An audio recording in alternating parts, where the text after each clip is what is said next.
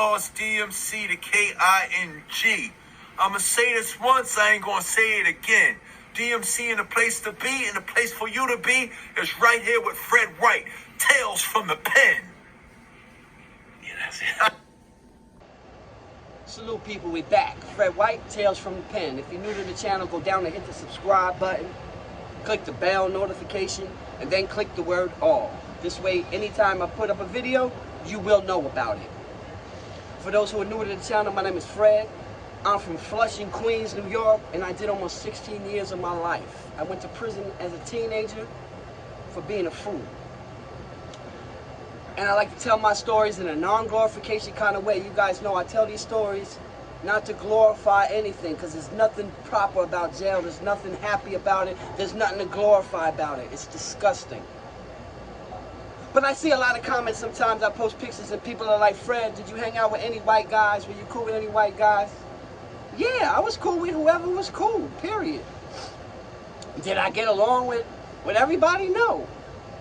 But I saved a lot of white guys. I saved a lot of them. I'm going to tell you about one. I might give you a series of a few of them that I have saved. This is one. We're going to call this guy B. Patrick. Alright?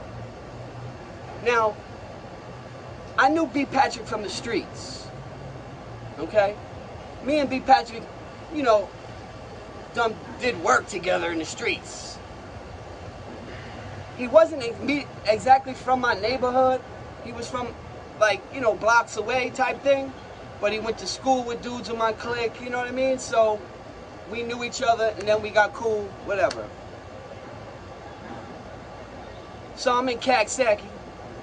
Now, I worked the receiving room in Coxsackie. I worked the receiving room for a couple years in Coxsackie. In 90, 91, 92, the end of 90, 91, 92, I worked the receiving room. So anybody that came in and anybody that left, I seen them. I dealt with them. With that job that I had, the receiving room job, anybody that was in Coxsackie would tell you it was the most prestigious job in the jail. I ran around the jail free. You know what I'm saying? I was the receiving room guy. I could walk around, you know, packing people up. You know what I mean? When they're not supposed to, you go to somebody's cell, they're transferring, you know, they pack their stuff up. When they're ready, we go scoop them up, boom, bring them down to the receiving room, and write everything down that they have. I-64 was called. It was a sheet. Yo, how many? Oh, you got 5 sneakers, 5 sneakers. How many packs of cigarettes? 10 packs of cigarettes. It was an I-64. It was an inventory. And then they repack it. We seal it up. You know what I mean? Not supposed to know what jail you're going to when you get transferred. But I knew, so I would tell dude, yo, you're going to Auburn, you're going to Attica, wherever they was going.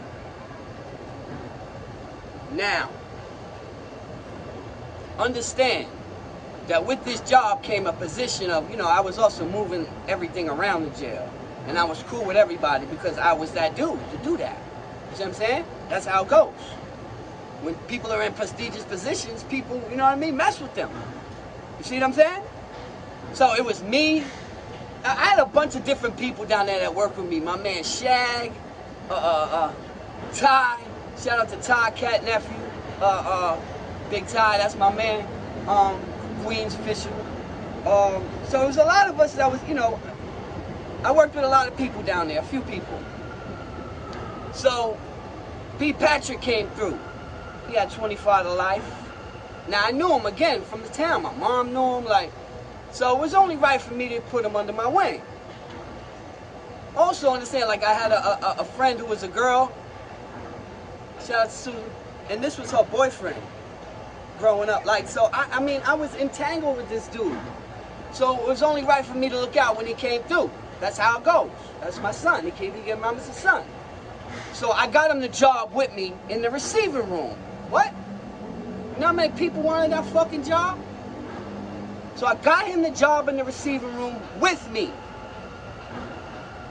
So now we making moves. Now, we was robbing dudes regularly, but we was robbing dudes that deserved it. dudes who snitched, dudes who was rats, dudes who owed drug money, like dudes who signed it to PC and was trying to sneak out the jail. Like, those guys, we robbed. I robbed. Whatever they had, fucking cigarettes, tapes, all that. But a lot of times it would be like, you know what I'm saying? It would be like, say, you know, the kid was an ex-king, and the king's blown him up, and he snitched on everybody. So the head king, you know what I mean? Whoever it was at the time, Ham, shout out to Ham, Gato, whoever it was, I was cool with Playboy. You know what I mean? It would be like, yo, Fred, you gotta get him for us. Bet. I'll take most of this shit, I give them some, I keep most of it type shit. You know what I'm saying? It was like that. But I told Bronco, I told him, B. Patrick, my bad. I told him, you can't rob everybody. You can't just rob anybody. It doesn't work like that. You rob the people who deserve to get robbed. You rob the people that it can't come back to. It ain't go, and even if it does, you don't give a fuck. He was a rat, he's a snitch, whatever. You understand what I'm saying? You just don't rob just regular people. You just don't do that. Because what happens is those dudes go to another jail, and then they'll write back to the jail like, yo, these guys robbed me, and now you got dudes in population that you ain't even know you had beef with. You see what I'm saying? And that's what I told him. You can't do that because you put all the rest of us in jeopardy too. It was me, him, it was always like me, him, and somebody else. You know what I'm saying? Me, him, and Ty, me, him, and Mike, me, him, and Shaq. It was always three of us.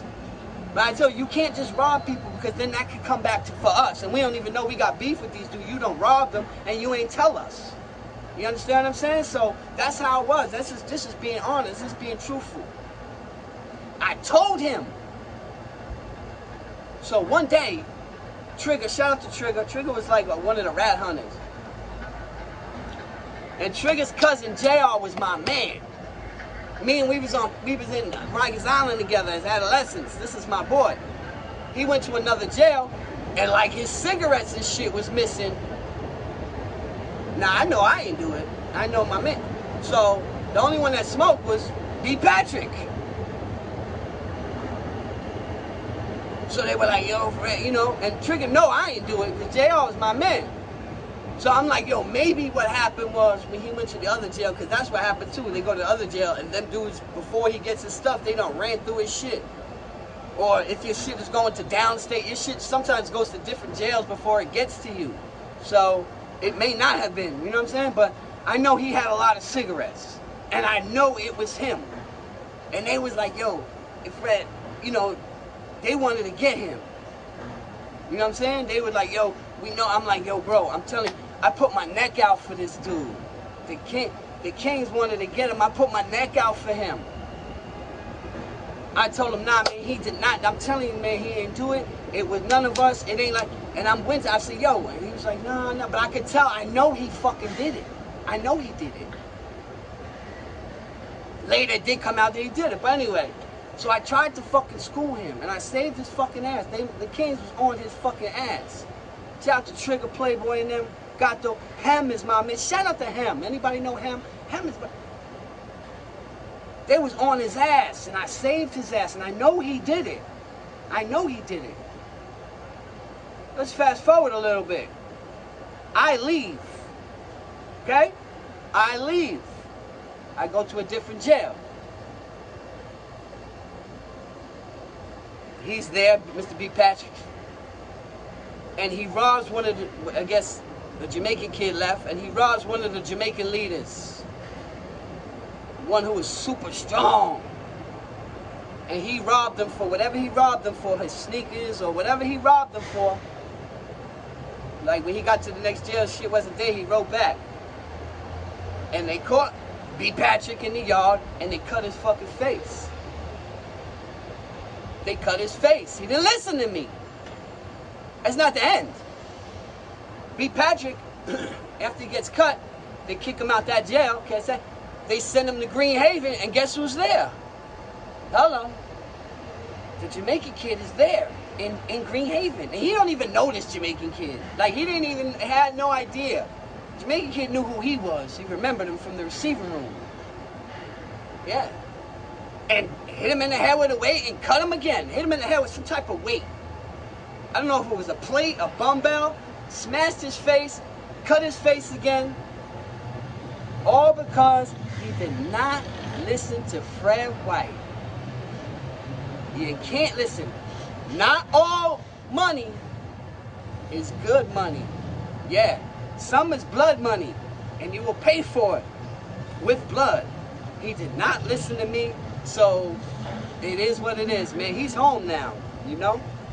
He's home now, I guess free doing his thing, you know what I mean? I haven't heard from him in a while, but yeah, he's home now. 25 to life, man. Salute to him. I'm glad he's out doing his thing, but some lessons, man, are hard to forget, man, right? Straight out of Brooklyn. The first lessons learned are the hardest to forget.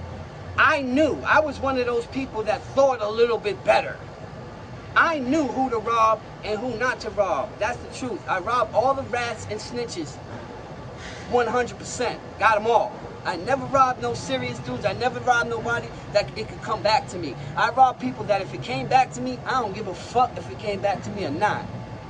And this same guy, B. Patrick, was the one that tried to start the White Knights there and wanted Fred to be the leader. That's a whole other story. Some of you guys know it. We'll get into that some other time. Where he wanted me to be the leader of the white guys. Only most of the white guys were soft.